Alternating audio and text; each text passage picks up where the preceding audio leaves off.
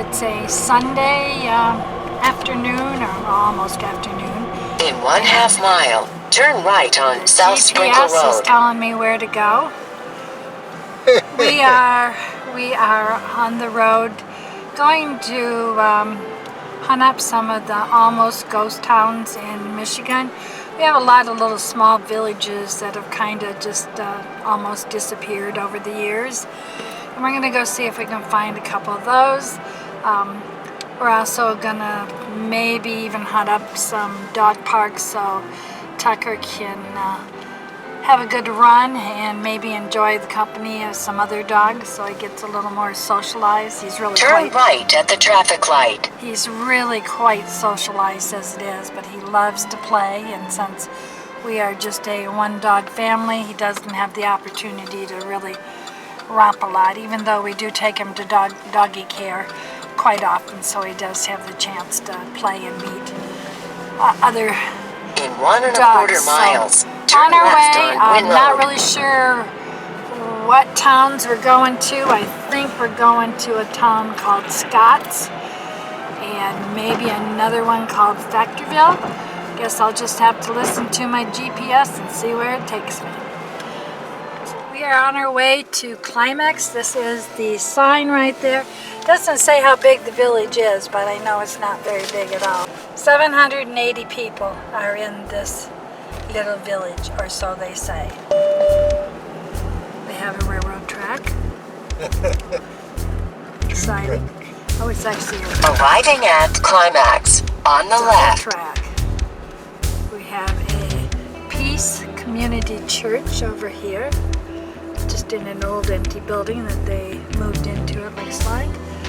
And the bank, oh, the bank is huge. Look at this. This is the bank.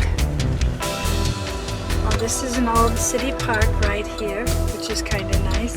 It's got an old statue out and people enjoying a day. And we have a memorial here that is erected for it says erected in honor of brave men and women of Climax and vicinity who helped preserve us a free nation. We have a monument that says first rural free delivery carriers started out from Climax post offices, from photo taken by Frank Hodgman. This tablet erected by Michigan Rural Letter Carriers Association in 1917. And it goes up, it's got a nice little light on top. Let's walk around. And down here is kind of nice. It's got a little saying that says, "The experiment proved true, connecting communities to the world, 1896 to 1996. So this must be the first rural free delivery. Hey baby, we got a baby in our car too. We got a nice little doggy. Okay. Climax was discovered by Colonel John Mullet, government surveyor, in November 1825. The name was selected by Daniel B. Elridge in May 1831.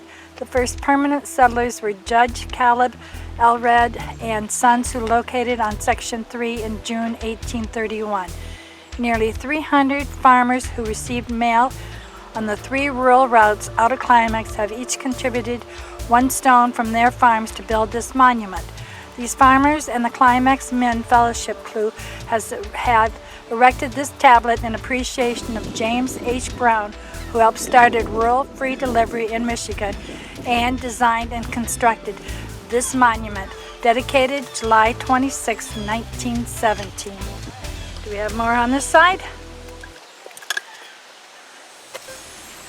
Then on this side it says, the first rural free delivery in Michigan started here December 3rd, 1896, aided by U.S. Senator Julia C. Burroughs, Lewis A. Clark, and William L. Lawrence. First RFD carriers. This tablet erected by Kalamazoo and Calhoun County, chapters DAR 1917. And we probably have one more side. I don't know whether you'll be able to read this on there, so that's why I'm reading it. The first congregational appropriation to try the experiment of delivering mail to farmers' homes was secured through the strenuous efforts of the national and state granges in 1896. The amount was $40,000. This tablet was erected by Michigan State Grange, 1917. Monument construction committees, Frank L. Willison, William H. Sheldon, and Simon E. Ewing. And so this is the park. And up the top, like I said, we have the Climax water tower. Nice little cozy little park. And across the street, we do have the post office. Climax post office. So it's kind of amazing that something in a small little town like this was the starting of the rural mail, trying to get mail to the farmers in the area. And it was actually people got along, and 3 or 4 different organizations got together to create a rural delivery. Sort of an interesting thing. And we have the Township Hall next door to the post office, which looks like a fairly new building. Nothing extremely new, but pretty new. But across the street then, we have the Lawrence Memorial Library. So even though this town is only just a few hundred people, they actually have a library. It is an older building. It is one made with stone, field stone. Probably came out of the farmers' fields when they were plowing and trying to... Used to be the post office. Yep, it did. Up the top, if you can see in the stones are inlaid, and it says post office. And I can't really tell the date. It almost looks like, well, that's probably the address maybe. 1931. Yep, 1931 is when this building was erected. It's got the old-fashioned top on it with a bunch of stones. Kind of a neat thing. We have a little sign here that says this property has been placed on the National Registry of Historical Places by the United States Department of Interior. So this is a historical place.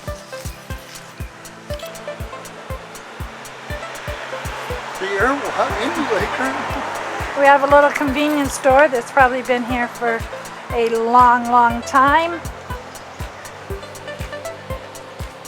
Very, very old-fashioned looking. And then, whoa, then we have a real old building.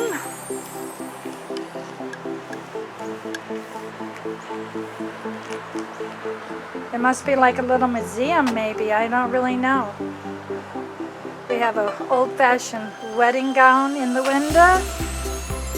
How many stars are on that flag, Jim? Is that an old flag or a new flag? And look at this gown. Amazing. So soundstage, we have some old antiques. The door says Soundstage 1. So maybe they do some theater. Theater. Maybe they do some community theater here. It could be. We have a fire department over there, which looks like it's probably all volunteer, since I don't see any overnight facilities there. Transmission shop. Some more old buildings across. Oh, the old-fashioned building like that. That's something like you'd see in the Wild West with that type of front.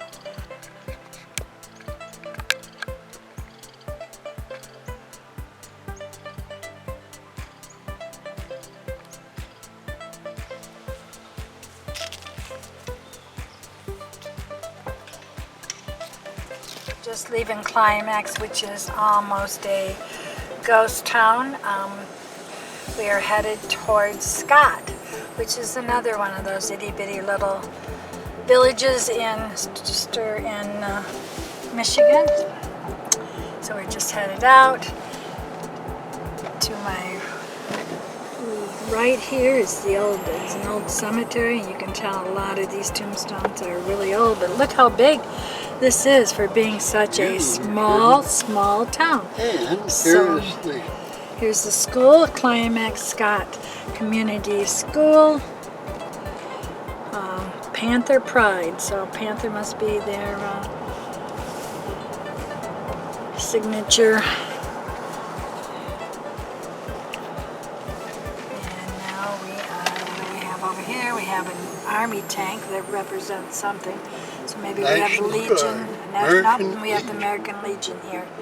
So, must have been a really big farming community here since they were concerned about getting the mail to the farmers, and since the library was made out of all the field rocks that they dug out. Can you imagine how hard it was to plow a new field? To clear the trees, the rocks.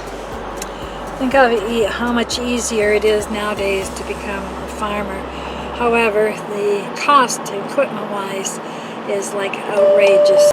Farmers are kind of like other workers, like your police and your firemen and your nurses, your teachers, that are all kind of like overlooked, yet they are working very hard. Backbone of America. So here we go.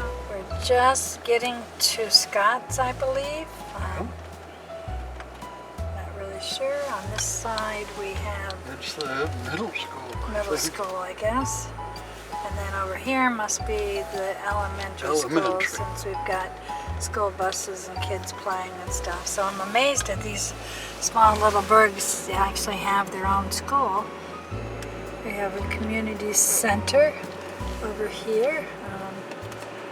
Arriving at Scott's on the left. And we have some old buildings.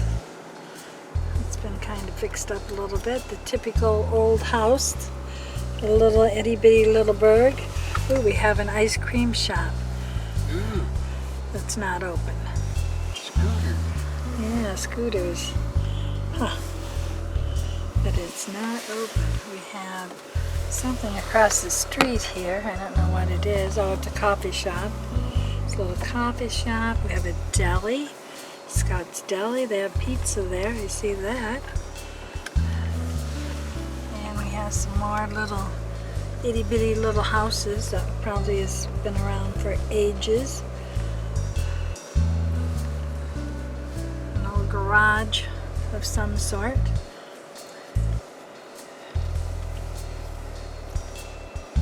Your favorite piles of Yeah, piles of good, important stuff outside. A big old church.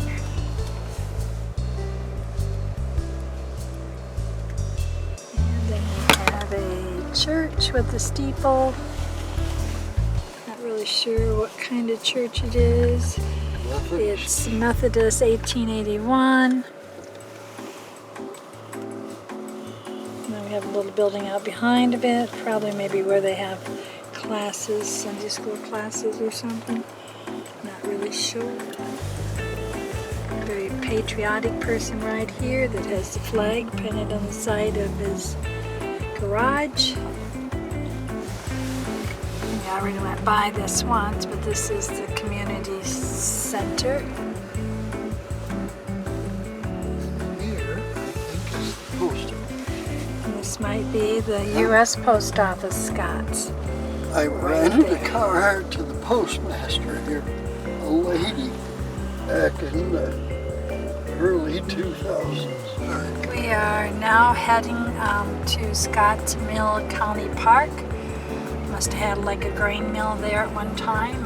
Not really sure what we're going to find. We are now crossing the big railroad tracks. Another two-tracker. Something else that's been a dying industry in the United States. Railroad used to haul just about everything, and it was pretty cheap to do it. Still is. I don't know why it hasn't been utilized more. A lot of the old factories actually had the rails that went right up by them so they could load and unload. We did see that in Fremont, I believe, at the Gerber's location. They still have train service that brings food items into them so they can process them quick. See it? Right there's the old mill and shit. Arriving at Scottsmill County Park on the right. Daily pass per car, $5 annual pass. So entry fees are required.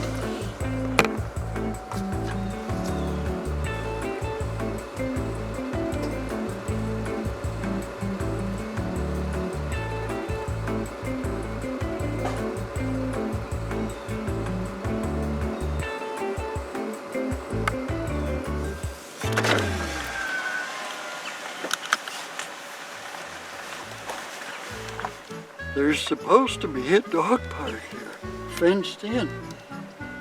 So it Well, must walks be, all the way. yeah, clear back by the mill.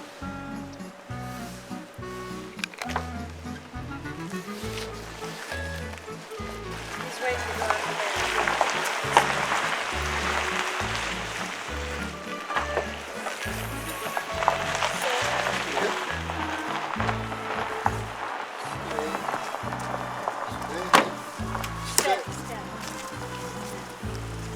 Stay. Sit. Sit. You want to get him jumping out or not? Oh, it's recording? Oh, okay. You want to go see a park? Wait. It's just nice and close. What do you think? Todd, you want to go for a walk? We're going to go to a dog park somewhere here. Are we ready? Hey, You stay right there. You stay. Show them how good you are. All righty. Okay.